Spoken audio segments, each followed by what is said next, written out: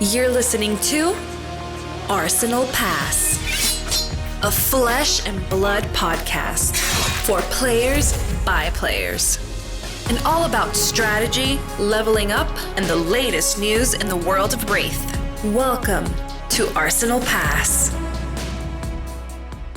Team Blitz calling is going to be pretty interesting, I think. Yeah, it's an interesting one for me because a lot of our people are kind of across the world, right? So I have to balance if I can find a team to play with, and if I can't, I might try to do coverage, I guess. As opposed to me, who has everyone here in Australia. I mean, you have Dan. He lives in New Zealand, but good try. He'll come over though. Come on. Yeah, he'll come over. It's a hop, skip, and a jump over. What do you mean? It's right next to us. Yeah.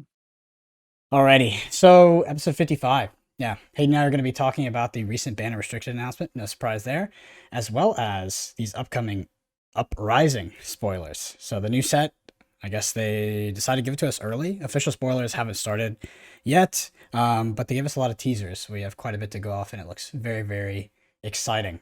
Regarding the ban and restricted announcement, they gave it to us early. Whew. Who expected that? Very happy. I think that sort of the reception there is overwhelmingly positive, right? Better early than never, I guess, or better early than late. But Hayden, before we dive into your week in Flesh and Blood, let me get your sort of knee-jerk reaction to getting the ban restricted announcement before it was sort of the official date. I think mostly it just shows that Legend Story Studios have taken on board feedback from the community, to be honest, in terms of that lead time and the fact that Star of the Show cannot become Living Legend before the announcement date because of not winning those battle hardened events, that they make the announcement. So I think that it makes a lot of sense. They obviously had listened to feedback. They were ready to go with the announcement. They'd, I guess, that sort of extra month, or what is it now, almost 3 weeks they've made those decisions and had that ready to go. So my initial response is, I guess it's a good thing. It means that I think the Pro Tour is going to be a bit more interesting, because I think there's a bit more time for people to dig in and try different things. And we'll talk a bit about what that means for the format and things like that as we get into the show, I'm sure. But first response is, really, really good thing, I think. Yeah, so my week in Flesh and Blood. I guess it got hectic when they dropped the announcement, but before that, not much. Haven't been playing much Flesh and Blood outside of testing. We have kept up pretty rigorous testing even during this sort of limbo period. Other than that, haven't been playing too much Fab. I played a Magic pre-release. It was like, whoa, Magic pre-release. Played a Magic pre-release this weekend because I said nothing to do, so I went. It was decently fun. My round one opponent was actually... I don't know. His name's Everett, I think, or Everett. But he's a streamer named, the Twitch name is Aspiring Spike. It's a pretty popular modern streamer. And that was like my round one opponent, which was kind of funny. I didn't even know he lived in Dallas. But yeah, it was fun. It was fun enough. There's a store near me called Common Grounds. It was sort of the store I played at as soon as I moved to Dallas. And they have been sort of setting up their new storefront. They moved and expanded for the past 2 years. This is like the premier event, their grand opening, and the space is incredible. So excited for them to host more Flesh and Blood events. When I did the sort of the 10K Blitz and 10K Class Constructed event here a couple of months ago, they actually put in quite a bit of that money, from what I understand, to the Fab tournament. So hopefully they start hosting events, and it's actually pretty close to me, about 20 minutes away, which is a big difference versus the 40-minuters. What about you, Hayden? Nice. Yeah. I just got back from New Zealand. Very fortuitous timing. I got back on, literally as I was on the plane, the ban and restricted announcement dropped. And I had Wi-Fi on the plane, and I saw it. The ban is suspended now. And was furiously wait, what? I was trying to get onto Discord, and the plane Wi-Fi wouldn't let me get onto just Discord to message. So I was like, okay, I guess I'll wait till I land. But my week in Flesh and Blood, apart from seeing the ban and suspended announcement 2 days ago, I played an Armory in New Zealand, down in Christchurch, which was awesome. Played a Blitz Armory, played Rhinar. Shout out to Sam, who's one of our patrons, who I met. We jammed a game between rounds. Didn't actually get to play in the event because I was too busy losing round one. So we didn't play in the event. And I also got in a draft as well, once I went up a bit further north to New Plymouth. So played a Monarch draft, did really badly. But I did open a library in Pack 2. So, who's the real winner? Yeah. So, can we finally get the Yeah. last word on these New Zealand armories? Are they actually harder than Callings? Harder than Calling Orlando? What, tell me. So, what you say? New Plymouth, was that the place? Well, I did worse. There you go. I did worse in these two armories than I did in the Calling Orlando. Confirmed. That has nothing to do with it, does it? Really? No, it has everything to do with it. I guess what they say is true. Yeah.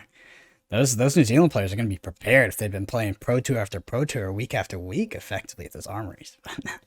Nah, Let's see. I mean, we can make some Pro Tour predictions if you want. But, we will. Let's do that. See. Let's make enough to do that. I want to actually region based too. I talked a little bit about that on Twitter Spaces. It's like really interesting, sort of how people, expect certain regions to show up because metas are actually quite different, right? I mean, you look at New Zealand, Prism won the Briar meta. It's wild. But that's definitely. I digress. Hayden, let's go into the news. Well, we've got to start with the most important, surely, which is that Uprising is officially coming. We have the release date, which is June 24th. More on that shortly. We're going to talk through the Uprising previews so far and a bit of excitement about the set and what that means for... We've got some world premieres, which is pretty exciting as well. So if you do want to know more about Uprising, we are going to talk about it shortly once we get into, I guess, main topic 1 of the... or main topic 2 rather of the podcast.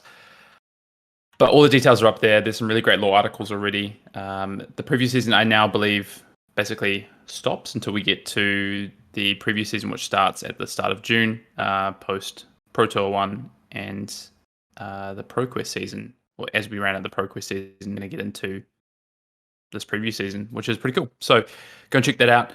With that as well, we do have 3 callings coming. So in June, at the World Premiere weekend, we're going to have 3 callings as well. So 1 in Madrid, 1 in Vegas, 1 in Sydney, Australia. So 3 callings all at once. I believe this is the first time we're going to have even more than 1 calling at the same time. So 3 callings at one time. These are going to be Team Blitz, which I'm pretty excited about. I think the Blitz format's just had a massive shake-up with the ban suspended announcement. And now we're going to get this Team Blitz calling, which I think, for me personally, I think it mitigates a little bit of some of the issues that you might have with Blitz in terms of a 2-turn game, potentially, although the ban is suspended announcement might address some of that anyway with what we've seen hit with that announcement. But also you get 3 players across 3 different matchups to basically play a best 2 out of 3, right? That is what a team event is that you're going to sit down, there's 3 of you, you're going to play your individual matches, and it's best 2 out of 3 of those matches takes the round win, which is, it's awesome. I'm excited to play this, and I don't have to travel for it, which is even better. I get to stay in my own bed. Yep, which is also kind of my loss as well because I can't convince anybody to come over to the US to play that event. So gotta find some. You got friends. You got friends. I've heard there's a couple of people who will probably play with you if you're lucky, and there's there's at least a handful of very, very good players stateside. So I don't think that'll be an issue. But with that world premiere. So you've played in one of these before. Tell us, what are these world premieres that we're getting alongside these callings? You played in one in Vegas for Tales of Aria. What are these events? Yeah, so they're casual events. But the Tales of Aria world premiere in Vegas is probably one of the funnest events I've ever played because basically you get to open up the product for the first time before anybody else in the world does, unless they're simultaneous. And you get to play sealed. But the catch is that usually a significant amount of the cards aren't spoiled, so nobody really knows what the heck is going on. And it's really, really fun. I mean, in Vegas, I think it was, I can't remember if it was 5 rounds or a little bit. I think it was 5 or 6 total rounds, but it's pretty casual. I don't think there's anything on the line, but it's just kind of fun when there's that forced ignorance, right? When you can't go study it all before. Nobody really knows exactly what the sort of interactions are.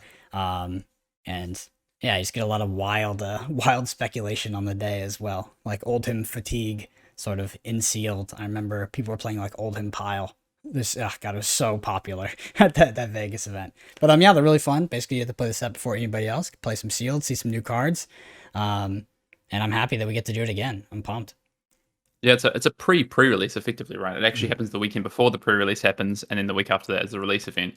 But you get the chance to go to these events, see the cards before basically anyone who's not the design team, I imagine, and people in the factory printing these cards, and you get this buzz of excitement. I mean, I wasn't there, obviously, Brendan, but I remember seeing on Discord and Facebook groups and stuff, people sending through oh, this one hasn't been previewed yet. Look at this card, is awesome, and learning more about the heroes.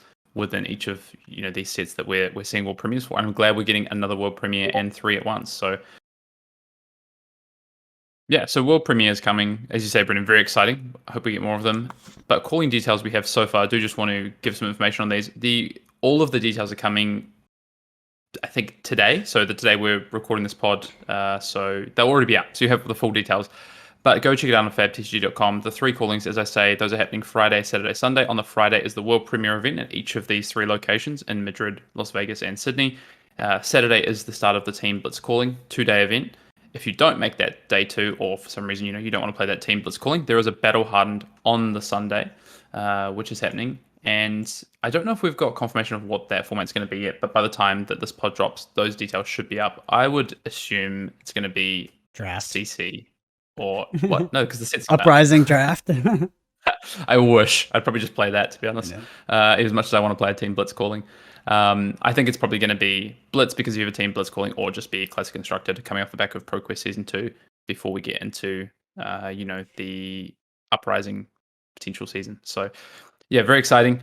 With that as well, do just want to, on the back of callings, we've just had the calling Taiwan. So do just want to give a shout out to everyone who made it across. I think in the end they had about 180 players, which is pretty impressive considering Taiwan is it's pretty hard to get into right now, just in terms of they are in, a pretty COVID neutral. I think it was 142 players. There you go. I just looked it up now. So congratulations to all those players and to I was just looking for the winner. And I don't Shinjun Lo, who became the first calling Taiwan champion. So there you go. You want to I talk believe he's about my star of the show, right? That final? You know what? I mean, if you want to go and find out about it, a player was DQ'd. If you want to talk about it, Brendan, that's up to you. I don't really know. I just don't know the details. I just don't know the details. Exactly. I saw a small clip on Twitch of a player doing something that would definitely get you DQ'd, and that's kind of all I know about it. Well, I like your response because that is my response too, is that we don't know all the details, although of course I did see the clip as well. It looks pretty convincing. It looks bad. But yeah, there's always so many variables when we only get one perspective and there can be so much more going on. But in lieu of the DQ, I do think that it's probably the right decision considering that it was video footage as well. But I just wanted to mention it because I know people would bring it up if we just kind of glossed over it and we're just like, oh yeah, there's this event. It's a pretty critical moment in Flesh and Blood, I think. And overall, it's good. It's actually probably good for the game. There's something like that happen. I do want to say, I definitely don't want it. I definitely want cheaters to be hit with, the hammer as hard as possible. But at the same time, I don't know the full details. I wasn't at the event. The judge team are going to do an investigation. All I can say is that I hope is that whatever the outcome of the investigation is, by speaking to players, speaking to judges at the event, and to potentially this player's opponents earlier in the event, that they can find out if this is, what the extent of this is. But any cheating in this game, I think, should be responded to very fiercely and very harshly with how penalties and DQs and even suspensions or bans are dealt out. So, you know what? I don't want to play a game where people are able to get away with cheating because, it's cheating can be net positive for them because maybe they get a 6-month ban or they get DQ'd, but next event they're able to play. There's all these things. But in terms of the specific event, all I've seen is that clip and what happened, and I would say it did look pretty bad. But I don't, I can't comment more than that. So I'm interested to see what happens with the investigation by LSS and what comes of it with this particular player. But don't let it take away from the calling winner here. We've got another calling winner in Taiwan here. Done an amazing job. Regardless of what happened in the final, had to battle all the way through the Swiss, all the way through the top 8 to get to this point. So massive congratulations. We did also have the Battle Hardened events, which took place in Madrid, which was won by a Prism player, Sergio. And then also we had a Battle Hardened in Frankfurt, which was won by Joshua. And Joshua, actually, I'm fairly certain we've either had a question from Josh before on the Command Cookout. Definitely seen him on Twitter and stuff. I know he's very active community member in Europe. So congratulations to Joshua. He won that with Viserai. Helped Viserai get banned in Blitz. So he's done his job there. For sure. Oh, Living Legend, sorry.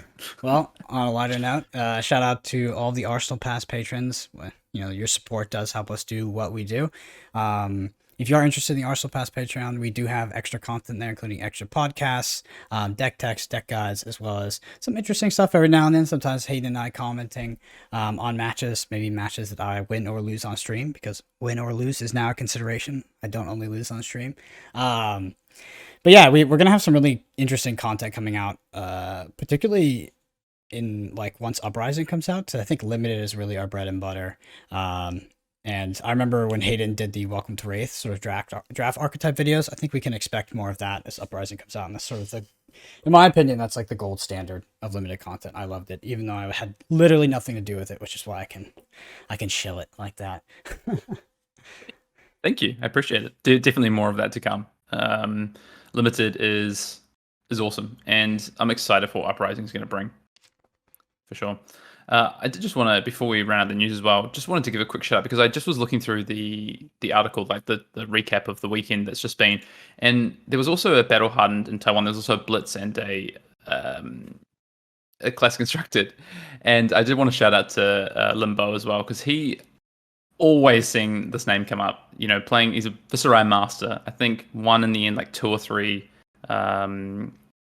ProQuest. Calling them road to nothing to ProQuest. So just shout out there as well. Well, we did this last week. This is the in the comment section. This is the chance for us to look back on last week's episode. And, we always get feedback. We always get comments, good, bad, otherwise, in the YouTube comments or on Twitter. So it just gives us an opportunity to, reflect on this. And I think the first one, the funniest one, Brenton, is that LSS said, hold my beer when it came to our limited speculation, because as soon as we had dropped that podcast, LSS officially announced Uprising, gave us an indication of what we were to expect. The first look was Icelander. We got a first look that we were going to get an adult version, and this is where we're at. So LSS literally said, hold my beer to us. Brendan, how do you feel about that? I think that it's pretty par for the course at this point. Like, it's not super often that we release the podcast and then they they come out with the info right after, but they have released info during the podcast, shortly after the podcast, many times. We have actually gone back and recorded quite a few intros, I think, at this point, to sort of recapture some of the information that sort of gets published on the website at maybe the time that shouldn't have been published, a little bit later than we expected, or just randomly. But yeah, I'm used to it at this point. It's not the first time, is it? So no, definitely it's not.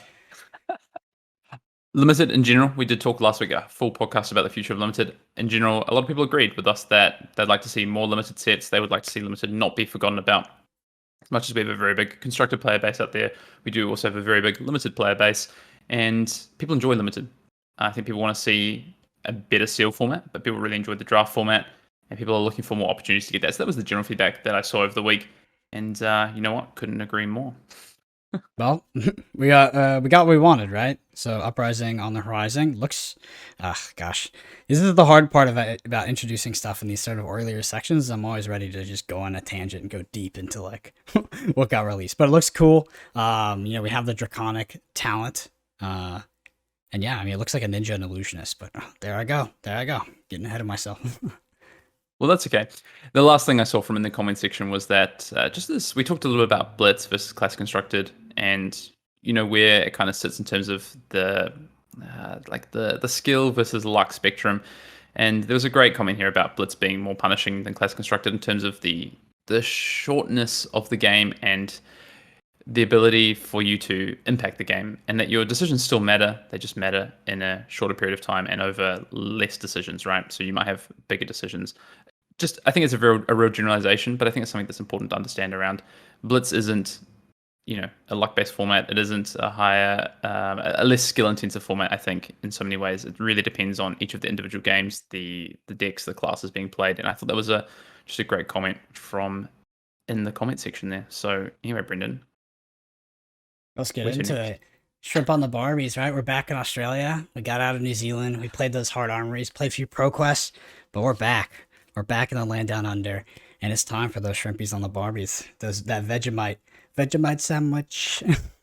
Yep. In the land down under. This question this week, Aquaman Cookout question comes from our Discord from, this is an interesting name, Jizztus. This is the problem with like Discord names and stuff, is that people have these in names, and I never know. That was my nickname in high school, actually. Funny What's enough. that?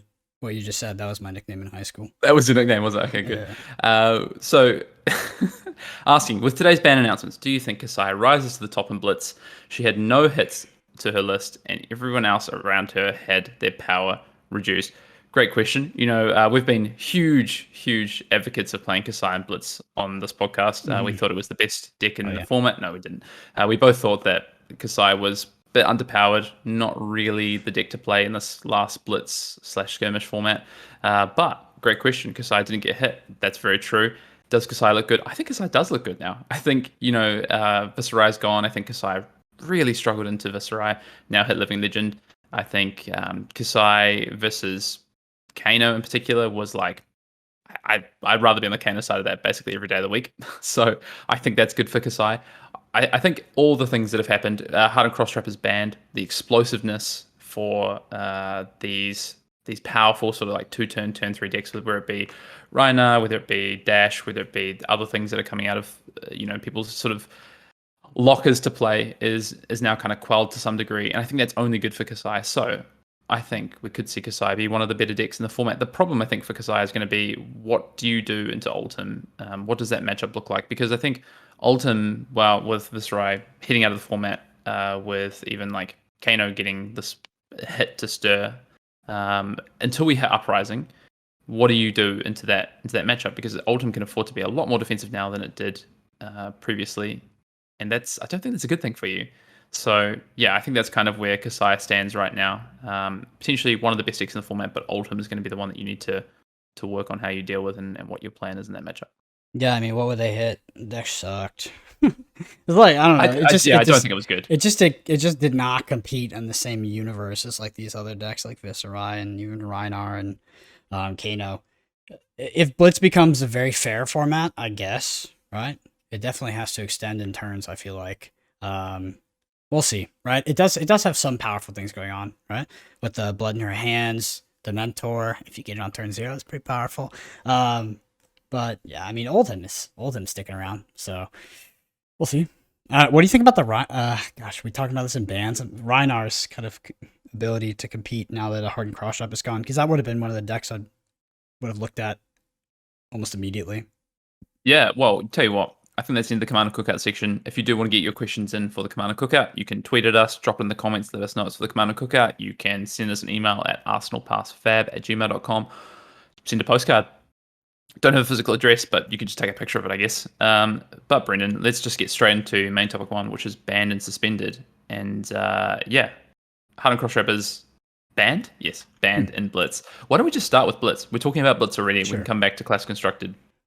And we can talk about, a deck like Rhina. Where does that sit right now? Because I agree. I felt Rhina was quite strong. But, Viscerai wasn't an amazing matchup, especially as these decks tuned and tweaked and were killing on turn 2 very consistently. So, Blitz, going to go through the announcement. The following heroes, along with their weapon of now attained Living Legend, well, Viscerai. Viscerai won a number of skirmishes this season, as well as Battle Hardens. And Nebula Blade. Brendan, Nebula Blade. Can't play it. What am I gonna do without Nebula Blade and Blitz? Yeah, it's just funny to to think that's the weapon that joins it now with Rosetta Thorn, which is just funny. So the following changes are also effective as of May 2nd. So reminder, if you are going to a Blitz Armory this week, these changes won't come into effect until next week, but Awakening is banned. So as it is in Classic Constructors, we'll talk about Awakening is banned. Hard and Cross Trap is banned. This is huge. Definitely want to talk about this one. Just going to go through the rest as well.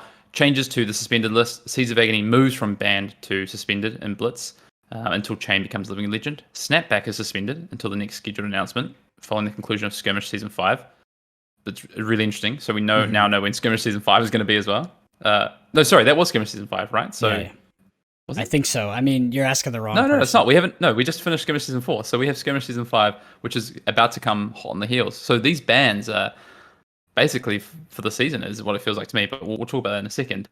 Sonata Arcanix is suspended until the next scheduled announcement at the following the conclusion of Skirmish Season 5, as is Stir the Eighth Wind suspended. And from June 24th, so quite a way away, but Uprising release date, Stubby Hammers is banned. What does that tell you about Uprising, my friend? Uprising has a ninja in it that does broken things with stubby hammers. I don't know. We have reason. Probably. Yeah, I know, probably, right? So I can tell you one other thing that's for sure is that whatever wizard cards are coming out of Uprising are just busted with Snapback and Stir the Eighth Wind. Stir the Eighth Wind, I guess it kind of makes sense, right? Like Stir is somewhat limiting on the format because Kano can take you down to that critical life threshold and then kill you with damage that you can't block. It gets more interesting when we talk about Snapback. So Snapback is it's an interesting card design because I think that it limits design to, in a sense, right? You basically get to double spell without working for it. And usually Kano or Wizards, they have to kind of... Wizards, mostly just Kano, right? Kano has to sort of work to play 2 spells in a turn, and Snapback subverted that. Was it overly powerful? I don't think so, right? Like, it wasn't abusive. If you were to come up to me and say, hey, we need to sort of tone down Kano's power level in Blitz, what card should we ban? My first reaction wouldn't be Snapback, right? So I think there's going to be some interactions coming in Uprising that would break either just Snapback or Snapback and Stir the Eighth Wind. But it's a heavy hit. Like this hurts as a Kano player. As someone who's looking at Kano once Viserai came out of the format, not great, right? Yeah, so I kind of disagree. I don't think this is for Uprising in particular. I mean, it could have that splash effect, but Stubby Hammers is banned from the release date of Uprising. If these were Uprising premature, like preempting what's going to happen in Uprising, they would share the same day, right? Surely that's where Stubby Hammers is. What I think this is we see Viserai move into Living Legend. We see Hardened Crosstrap get banned. We see Sonata Arcanix become suspended.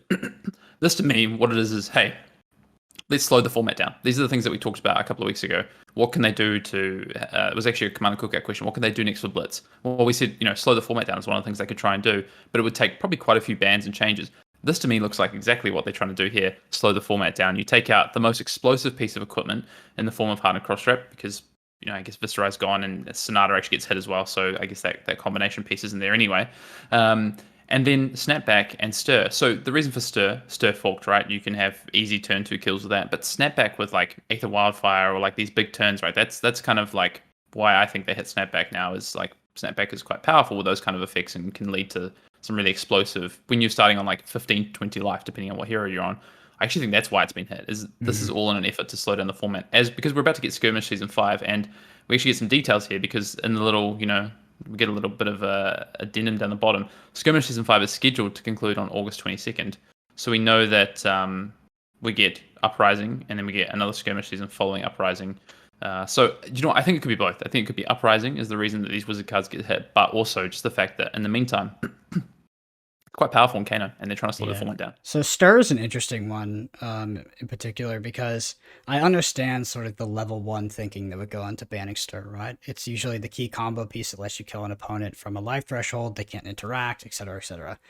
But it's also sort of Kano's tool to get around Null Rune 4 and just like annoying, non-interactive block fatigue, just like dumb strategies. So I just wonder if like that matchup sucks now until we get maybe cards in Uprising that help fix that. I haven't played a lot of Kano since Aether Wildfire, obviously an extremely powerful card, was introduced into the pool.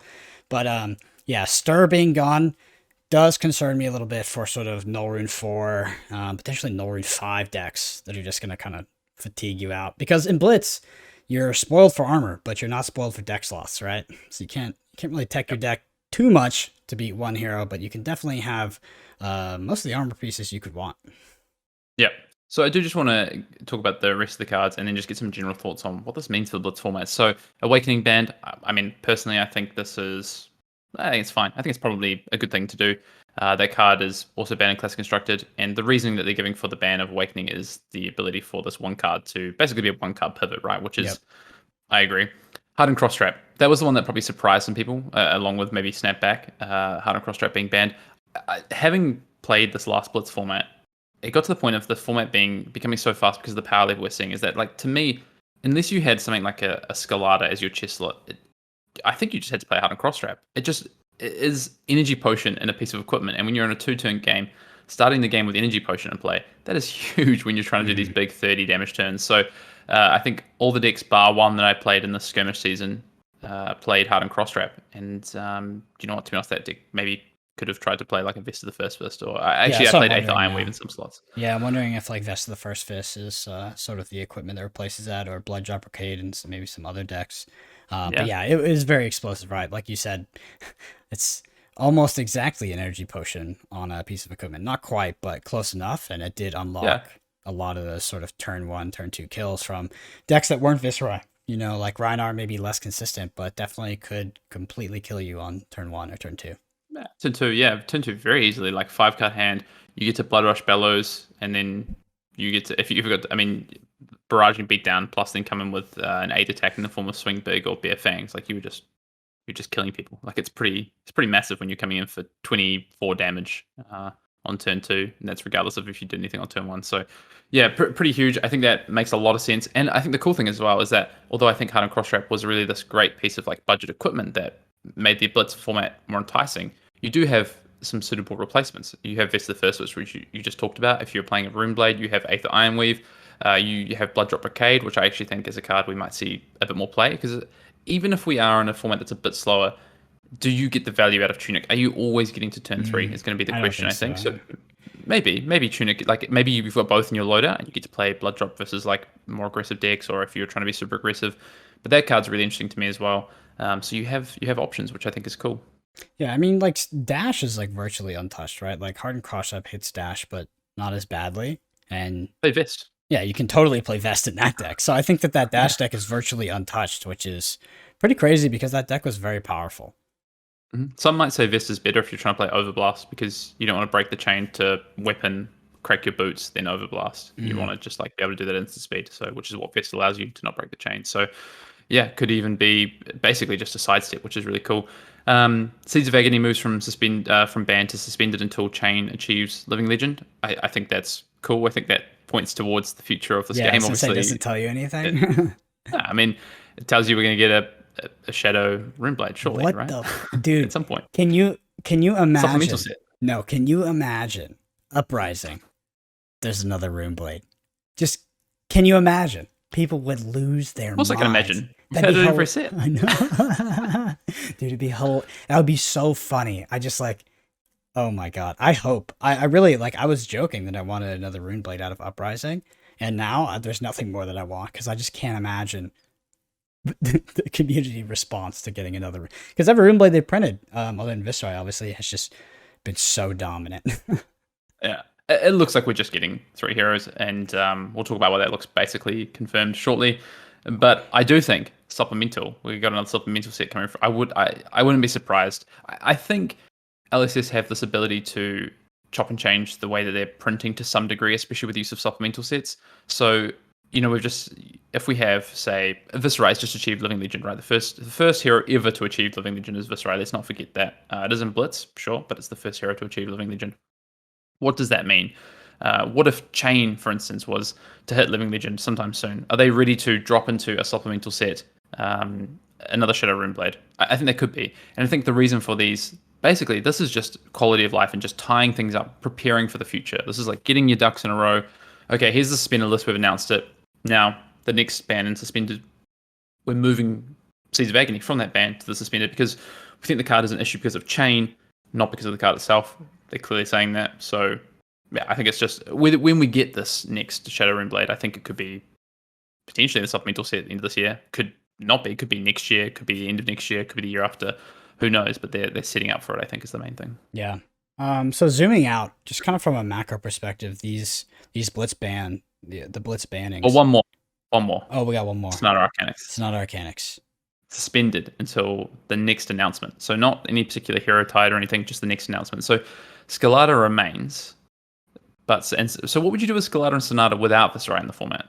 I think there's still things. I think you could play like Briar, for instance, with Revel and Runeblood, and still have this ability to have a pretty powerful deck, I think, that can abuse Skelata and potentially Sonata.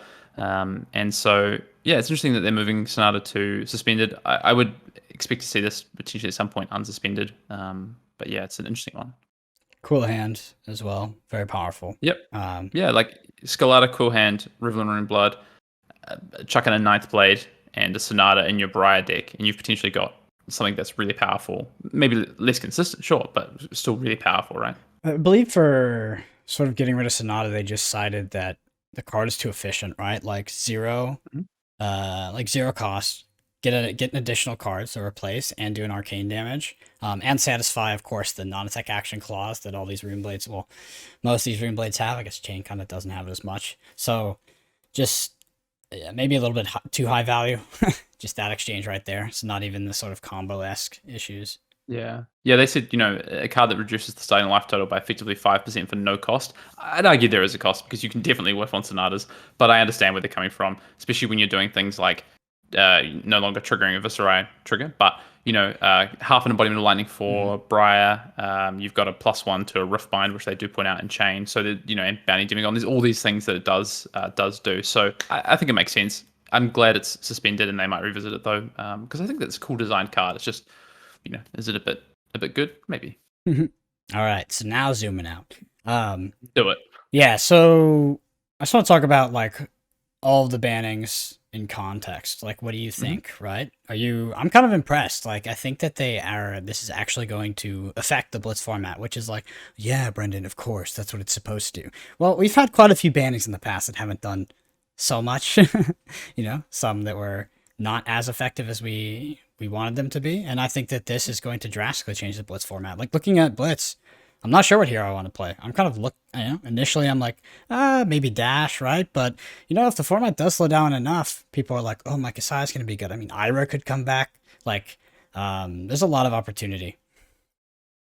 Definitely. I think so. Had we just had Viscerai hit Living Legend, I think I would have said, well, what's the most explosive deck in the format post that? Like a Rhinar or a Dash, or maybe Ultim is just the best deck, whatever it might be. But then, Kano might have just been the best option, to be honest. But then they go and make these changes, right? Which I think is, I agree, is done really well. It's going to freshen up the format. It reduces the explosiveness of the format overall. And I think that's clearly their intent. And they say that's their intent with Kano plus Hardened Cross Trap. And then soon to be Stubby Hammers, I would imagine. It says it's a combo piece that can enable an OTK deck to function. So I'm excited to see what that's going to be. But yeah, I think this is a good change. I think this is good for the health of the format. I think this is also really good for getting players into the game. I think some players who are coming into the game and starting with Blitz were you did this thing the other day, right? Yeah. Everyone loved this. You got so much feedback for your you have this take back, and then hey, I'm going to do this and come in for 35 damage. People apparently you got a few laughs. The first time people had laughed at something you said, Brennan, so feel good about that one. I mean, that was just a very real scenario, I think, for a lot of people. You're just like the nice guy you're teaching them. You just dunk on them with this fucking turn 0 combo, no interactions. Like, thanks for playing, brah. I'm happy they got rid of that. Blitz was just, jeez. I mean, it was fine. I mean, from a competitive standpoint, of course, I did say in the past, I think the competitive integrity of Blitz went down after Everfest. Nevertheless, I think if you're playing it at a competitive level, there was still something there. But at a casual level, that's where I feel like that's where it really sucked, because I feel like this includes, of course, Kasai, but a lot of decks just couldn't even compete in the same freaking universe as Viscerai, right? Like, they couldn't even function so I'm happy. I mean, Viscerai's good, but then also the explosive. So, like, I played some Rhina in this Blitz format. Turn 1, I've got a blue, I've got 2/6 attacks, and I've got Blood Rush Bellows. Play my Blood Rush Bellows, Intimidate 1. I get to draw up 2 cards. I find a Barraging Beatdown and a Bare Fangs or a Swing Big. I get to come in for 5 and then 5, and then I get to take the rest of their, or 5 and then 9, because if they've blocked with the card, now I get to put them down to 1 card. They're taking 6. They've already leaked, 8 damage, and then I'm coming in. I'm popping my Goliath Gauntlets and my Hardened Cross Trap, and I'm coming in for an extra 10 damage. Like, my opponent's starting on like 2 or 4 life or something like that. Maybe a bit more if they're using equipment, and then I'm just like, reckless swing. See you later. Yeah. It was like turn 2 and turn 3 kills were pretty easy with that deck as well. So the banning of Hardened Cross Trap, you have a Barkbone Strapping, which can replace that pretty quickly. But yeah, I think overall we're going to move from a turn 2 to 3 format to at minimum a turn 4 to 5 format. But the strength of Oldtime and multiple proactive decks that can punish Oldtime for just kind of durdling around have kind of fallen by the wayside now. So what my first impression is that Oldtime is going to be quite strong. What would you think? What do you do? It's Alton now. Like, what's your plan? Yeah, it's interesting. It's like, are there any sort of go wide decks? But Oldtime is actually good against go wide decks as a hero ability. So, I honestly, I'd probably be looking at Rhinar if I thought Oldhim was seriously going to be a problem. Because, like you said, there is somewhat replacement replacement level value out of Heart and Cross Trap, and you can also play Vest of the First Fist. Reiner is quite good into Oldhim, right? Yeah, you can also build it differently to be a bit less explosive. So yeah, that's pretty interesting. So we both think that Oldhim didn't get hit, right? So he looks pretty good. He was already good in the last format, and he could play both proactively or defensively. You get now potentially a build that doesn't need to play as proactively. So does that increase the power? Maybe. It's still going to be good, I think, no matter what. And then you have, like you say, so we think Reiner can still be good. I agree. You can also build it differently to be better into Oldhim, I think. What else? Kasai, right? We think Kasai can be good. But if Oldhim and Reiner are like the top two decks, this is just, pure speculation on day one of this. I think Kasai is still going to struggle a bit, to be honest. So do I. I know Hayden can't see my camera because we're recording on my system again, but I gave a little. He hates me. I gave a little no shake of the head when you said Kasai might be good. I just don't think so. I still think that Blitz will sort of be unfair. Because Reiner was pretty explosive, and so was Dash, right? Those were sort of turn 2-ish decks. Not the same level as Viscerai, but they were getting close. So it'll slow down. It will slow down. To what effect? I don't know. I still don't think you can bring your pet decks to Blitz. Like Blitz is a super punishing format. It's very gatekeepy to decks that can't do very extreme things in either the aggro side of things or the defensive side of things. Yeah. So the other decks I'd like to talk about, I think Briar is potentially in a really good spot. I played Briar in a skirmish last season. I had a lot of fun. I think it's powerful. The issue I found was I just didn't really want to play into Viscerai. But every other matchup I was enjoying playing. Like you still have one embodiment, you still have the ability to overcome decks like Oldhim because of Channel Mount Heroic. I actually think that deck is in potentially a really good spot. It just depends what other aggressive decks are out there and how you play into those. But that feels like that's potentially the kind of slightly slower aggro deck that can play well into a deck like Oldhim, which is really interesting to me. Other than that, I honestly think it's pretty open. Like you just said, it's gatekeeping these things, and I do agree you do need to be able to be powerful to some degree. But if we think Oldhim's going to be good, and that's a potential slower control deck, is that necessarily true? Is that necessarily how the format's going to go? I think you have to be able to do something really, really well. I think that's true. But I don't necessarily think it means that you can't go and find more creative ways to do it. Like, could Lexi be, playable, for instance? Could Lexi be good in Blitz, maybe? Yeah, I just think that, Reiner is just very much still on the menu, and it's quite a good deck into Oldhim, especially the defensive strategy, so it should keep that in check, right? And maybe give us more of the same. But, shit, I don't know, right? A lot can change. They banned so many cards, it's sort of going to be a wild world. But definitely, tying this up, Oldhim is the deck to beat. So if you're playing in a Blitz event or, whatever, you're just interested, that should be what you have your sights set on if you want to try to win that event, in my opinion.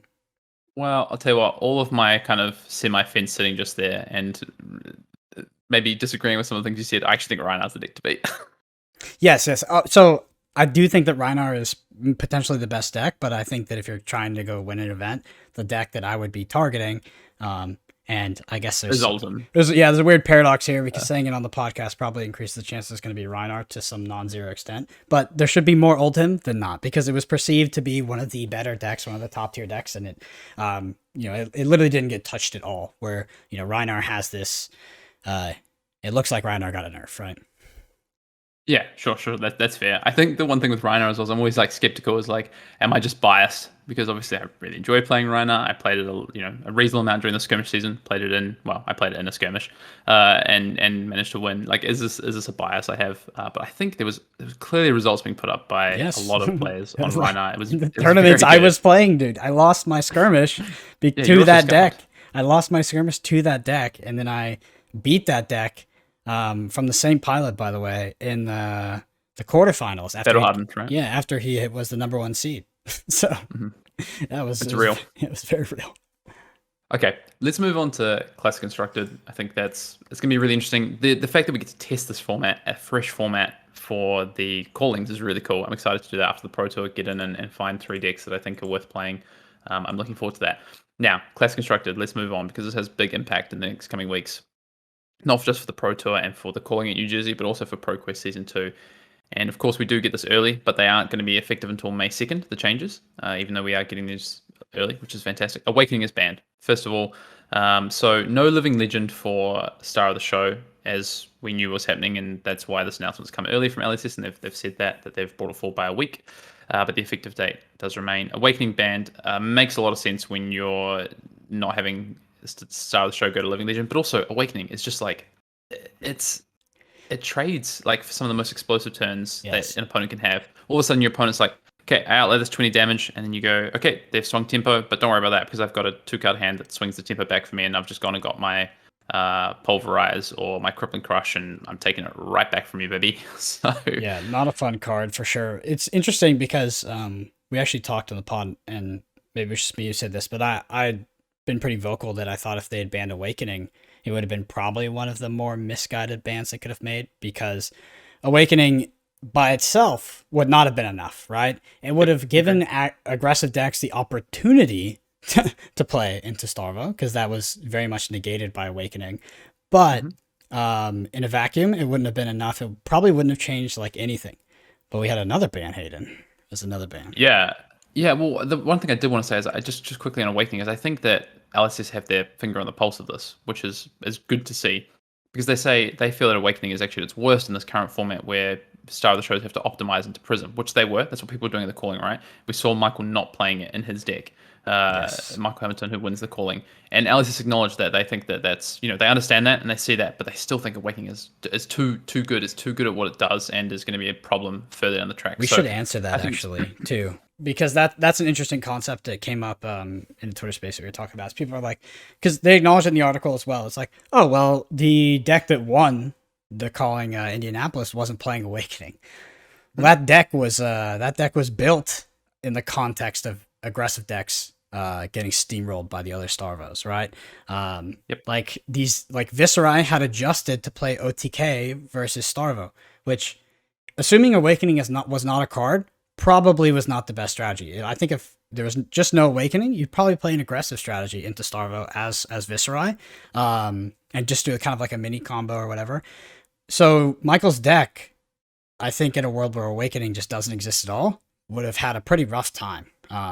And even into like if you don't have Awakening, it's an interesting concept, because that entire meta, I think it was warped around Awakening. So therefore you could have decks that don't play it, but they are, sort of benefiting from the card, even though it's not in the deck.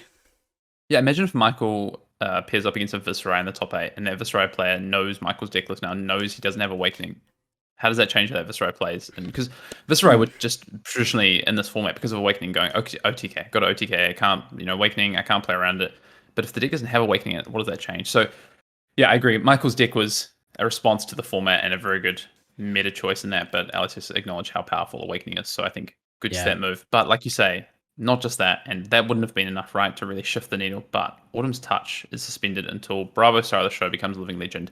Seems innocuous, right? But this is 9 cards that defend for 3. The reds are a threat that you reveal with the Star of the Show ability.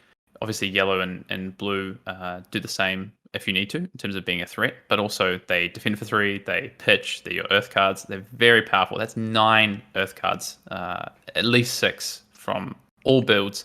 But most people are getting towards playing the yellows as well. So 9 Earth cards being ripped from your Star of the Show deck. Mm-hmm. So I think we can see the forest through the trees, as some people would say here, and that's that if Awakening is banned, as well as probably the most efficient Earth card that existed in that deck as a sort of fuse card that could also double as a threat and blocked well, what does that tell us, right? I think that sort of starts the narrative that aggressive strategies into Starvo, the floodgates are opened, right? Go ahead, try it. His ability to resist that game plan has been significantly hamstringed, right? Yeah, so I agree. Like it's a defend 3. You're taking 9 defend 3s out of the deck in a deck that on its off turns wants to be able to defend efficiently, right? Like you have the shield, you have like your boot slot, whether it be for Nullrune or it be for like the Ironhide, plus then you have defense 3s. Like you can get through an off turn with Star of the Show really well in these old builds. Putting aside Awakening, So let's talk about Autumn's Touch. It's a measure to pull back the consistency and increase the deck's construction opportunities, the opportunity cost of enabling Bravo's hero ability, which I agree. Right now you have to play 2 defense cards as opposed to these 3 defense cards. So they're very, very clear about this. And it's like also, I think the other thing is like Autumn's Touch is being played in, say, Briar, right? The blue version. But that's a pretty low opportunity cost to have to change that, as opposed to these full 9 cards being ripped out at the start of the show. So I think this is quite a smart banning. In terms of like how impactful this is going to be, my initial thoughts is this is enough to, like you say, this plus Awakening is enough to enable aggressive decks to come back into the format and be able to play into Star of the Show and compete. Whether that means that they're favored or not, they can compete, I think. Time will tell what that level is. So I think that these two bannings combined are quite smart. I think like it gives enough. I think for Star of the Show to still be playable, and we're still going to see it in Jersey. I think and in ProQuest Season 2, but not to the point of it being just the best deck in the format. Yeah, definitely. Like you mentioned Briar there, but I think there is a somewhat significant collateral nerf here to Oldhim. Because Oldhim did like that card and actually played the yellows as well, even in the defensive ones, to sort of double hero ability. So I think it's a significant downgrade for Oldhim. Is it something that Old Kim can navigate around? Yeah, probably. I think that Oldhim will still be fine, but yeah, he gets hit a bit harder than Briar in my opinion, and just something to think about as we head into the kind of the next format. Yep. Yeah. The splash effect is interesting because Oldhim is like a deck where it's like, okay, in a Prism meta, you don't want to play Oldhim, right? But then these aggressive decks come back, and you've banned cards like Plunder and stuff. Like, is Oldhim too good into aggressive decks? Like, can any aggro decks actually get through Oldhim? Well, now you have like a slight splash nerf to Oldhim. In my eyes, actually could be a really good thing, right? Oldhim still seems viable. Star of the Show still seems viable, but you just get this little knock against what they can do into aggressive decks, and I think that's a good thing.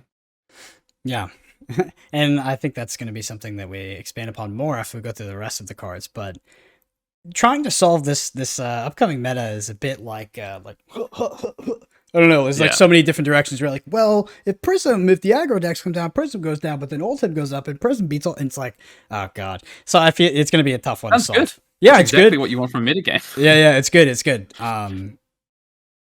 We'll talk about it though, because it is interesting. Yeah. So Awakening gets banned. Autumn's Touch gets banned. Okay, what would be the potential best deck in the format? Was everyone worried about being the best deck in the format? Potentially, already very, very good. Nationals winning, combination here. You've got Bloodteeth Skalata being suspended until Viserai becomes Living Legend. So the combo element of what Viserai can do with Sonata Arcanix and being, a combo deck or a one-turn kill deck or whatever you want to call it, or just the explosive nature of being able to just Skalata for a 35 damage turn randomly in the middle of a game is now gone. Probably would have been default the best deck. Similar to the conversation we had in Blitz, it was just doing things that it was probably functioning not as design actually intended it to an extent, right? It's just super powerful, especially these like sort of mini combos. It can kind of just pull off randomly to do like 30 damage, things like that. So. Luckily, this is one of the meta games that we tested for, right? Like, not you didn't test for Autumn's Touch being banned, but a Skalata ban plus.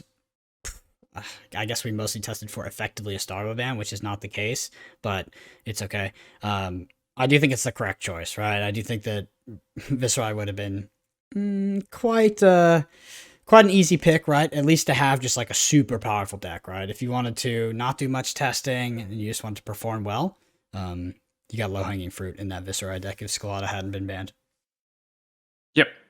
Yeah, I think it's again, initial thoughts is that you still have really powerful elements of Viserai, right? Sonata Arcanix is still there for whatever that's still worth just as a card. We know it's now suspended in Blitz. But you still also have all these other powers. Revel's still there, Gloomveil, these new tools that Viserai has and the other Runeblades have. Like those two tools in particular, I think, work really, really well in Viserai, more so than Briar or Chain, in my opinion.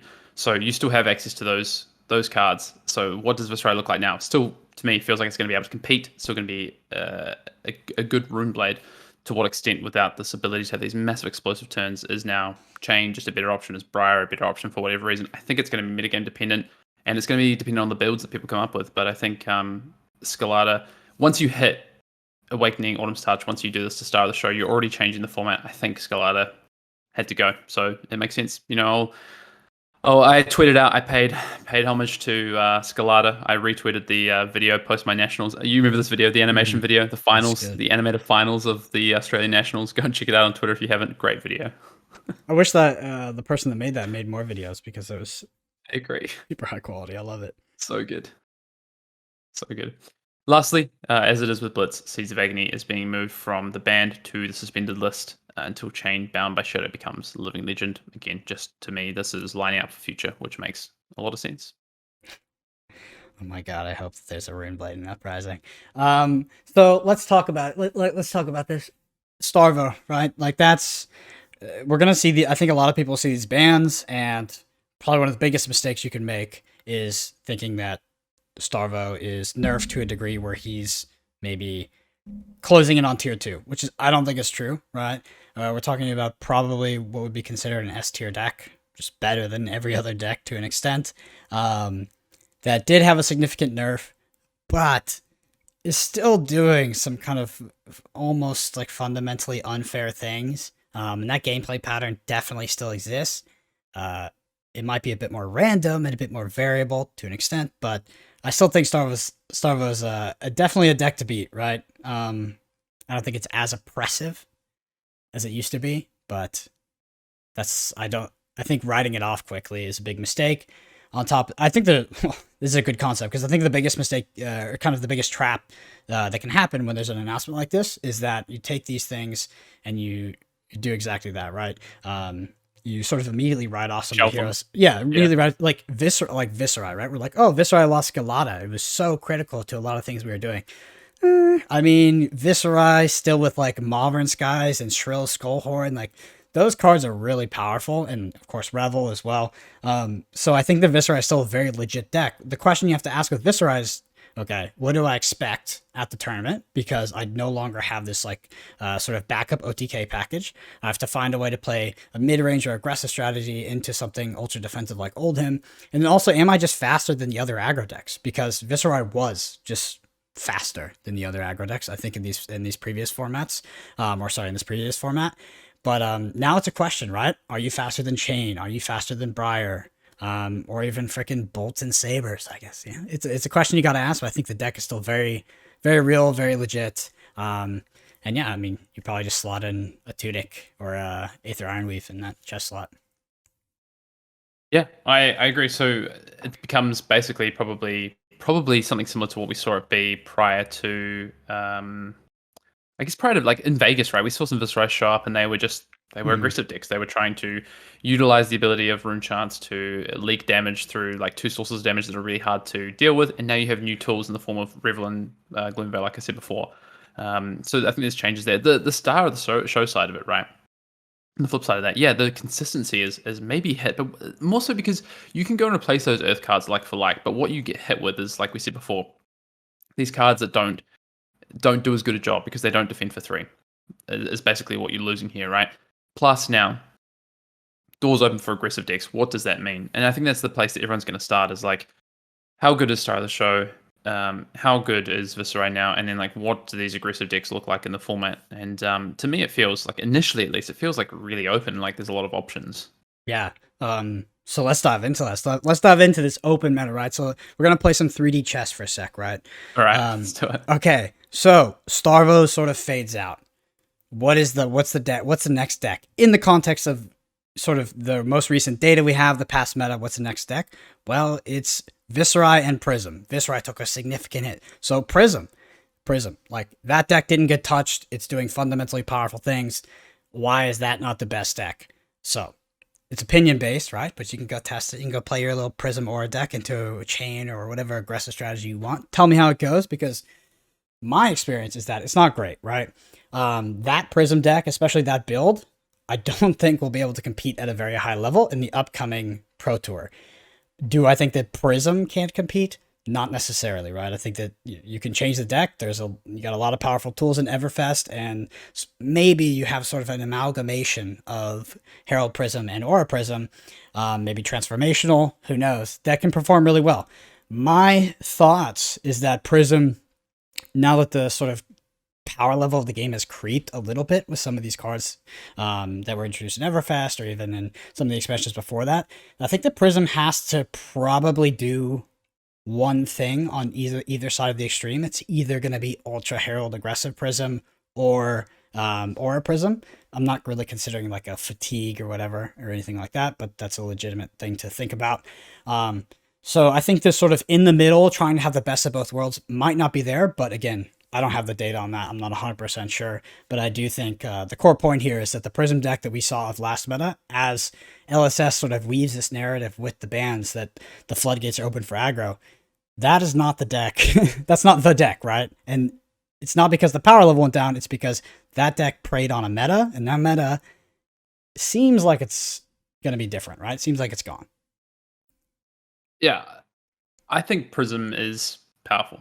I think we've seen time and time again. So if you go back to like Prism's inception, right around that, like when it came out with Monarch, is that chain was so dominant. Prism had maybe like a good week one and then had a terrible like road to nationals, but then it became one Las Vegas, right? Through a combination of kind of being sidelined a little bit, a new build that people were playing in this a lot more defensive build, and it was actually the fourth most played deck in Vegas, and then it comes through. Has kind of like a mediocre time after that. It's kind of seen as unplayable in the Briar meta because it just cannot beat Briar, and then it goes and wins New Zealand Nationals, right? Because it preys on the meta that's preying on the meta, right?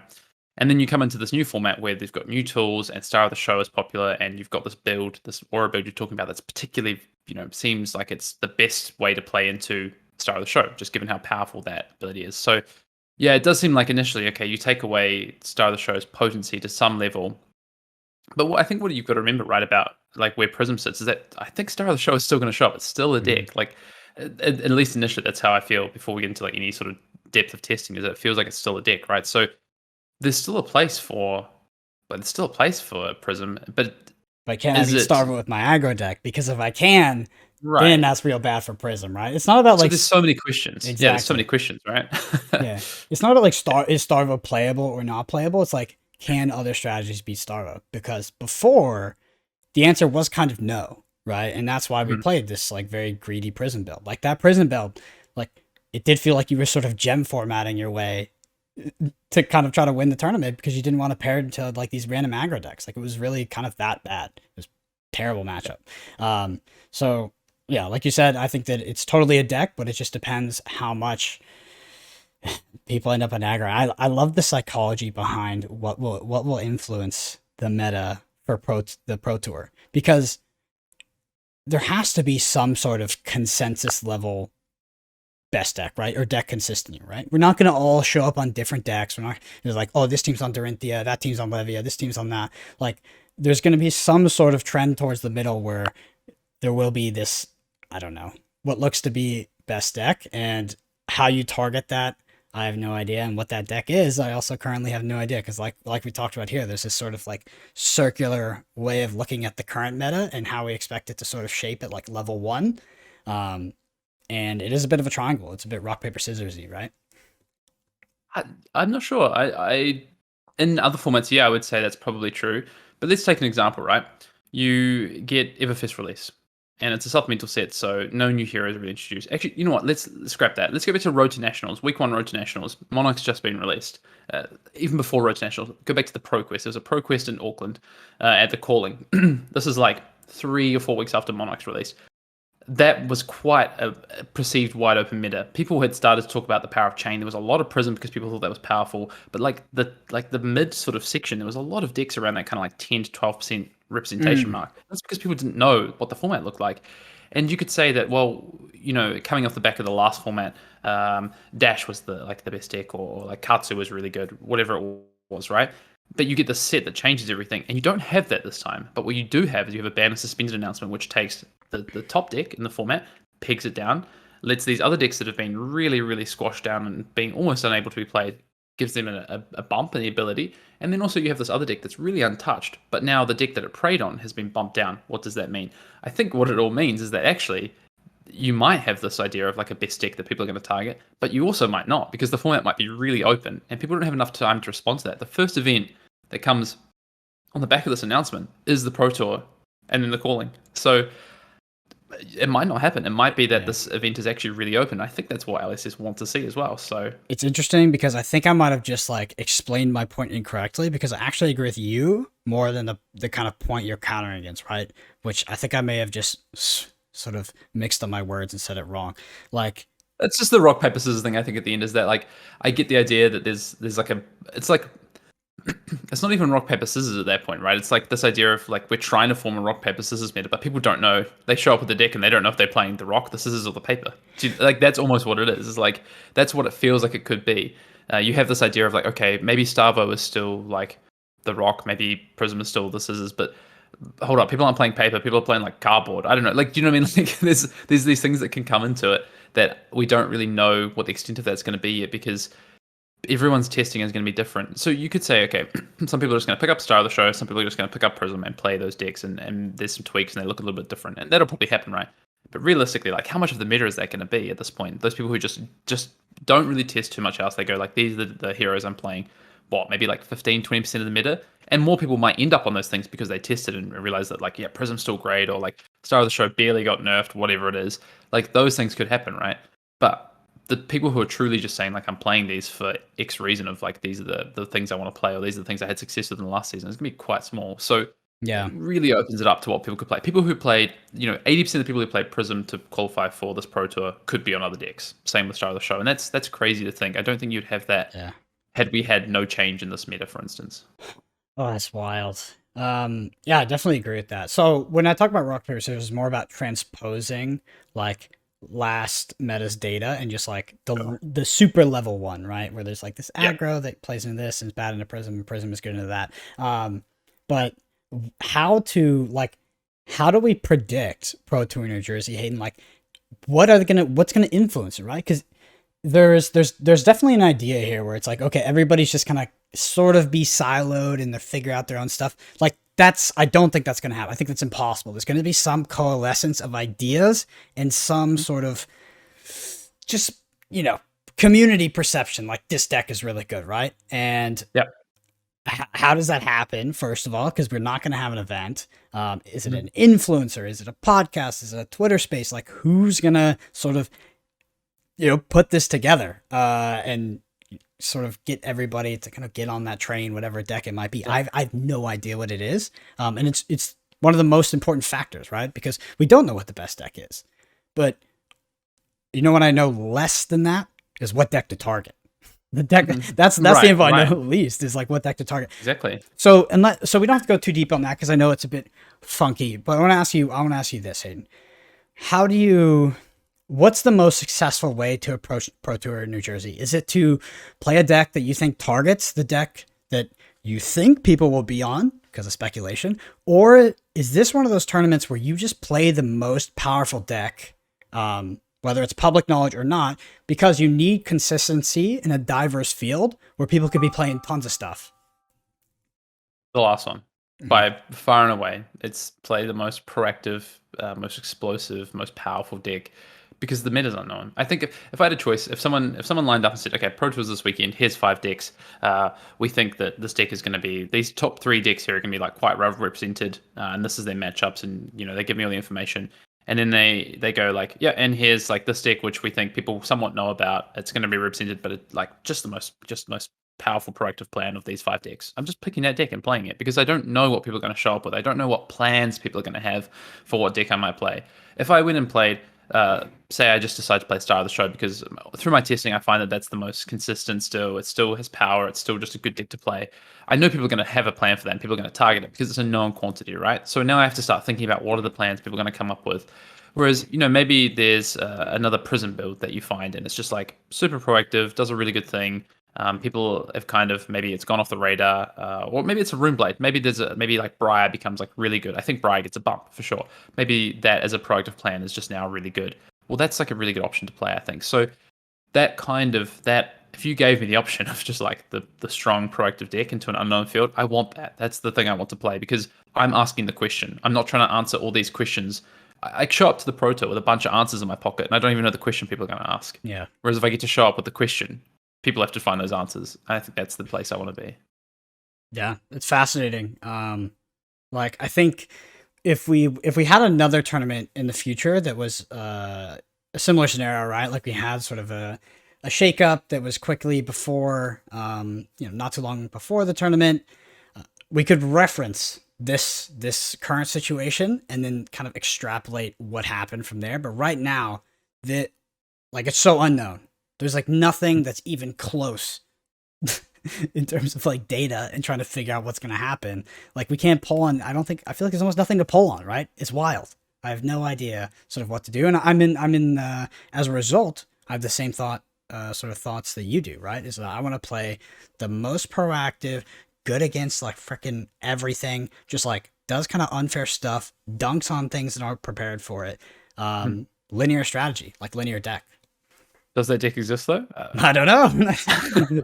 I don't know. Let's find out. We've got a couple of weeks. Let's find out. All right, Brendan. Well, that's the banned and suspended, formerly restricted announcement, and we're definitely going to see some impact on the Pro Tour, the calling, and of course ProQuest Season 2, which is going to come off the back of the calling.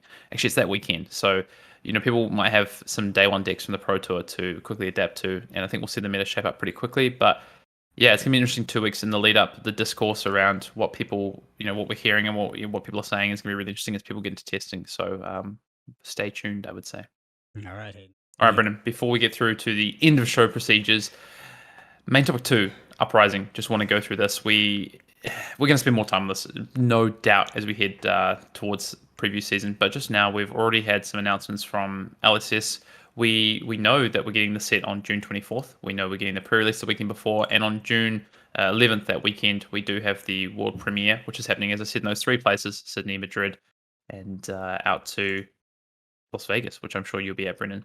What we know so far, well, we've already been shown 3 heroes. We've been shown, we know Iceland is going to be in there. We also know that we're going to get Faye and Dromai. So these are Draconic heroes. What we know about that so far is very little. We just have seen that. Actually, we don't even know necessarily that they are Draconic, right? We've just seen the imagery, and they look like they're very Draconic. They look quite Draconic. It's. I mean, I think you could reasonably assume the Illusionist is based off the Marvel, but yeah. Yes, because we've seen the ally, the Dragon Ally Marvel, right? Yep, exactly. Yeah, it's a Draconic Illusionist thing. Yeah. So we don't know anything more about this. We don't know how the Draconic Illusionist creates this. All we know that it's called Dracona Optimi, and it's a big dragon. It's an ally. It has 6 attack and it has 6 health. And it says whenever Dracona Optimi attacks a hero, reveal the top 3 cards of your deck. He deals damage, arcane damage, equal to twice the number of red cards revealed this way to them or an ally they control. But there's no way to attack with this Dracona yet. So that's really interesting. How do you even attack with it? We don't know yet. It doesn't have the keyword attack like you do on weapons or other allies. So we don't actually know how it will be able to attack yet, which is really interesting. And LSS showed us what these new Marvels are going to look like. They showed us the regular card face and also the Marvel card face, which you can go and check out on fabtcg.com in the Uprising articles. It looks freaking awesome. It's like borderless, extended art. It looks amazing, to be honest. Yeah, it's real good.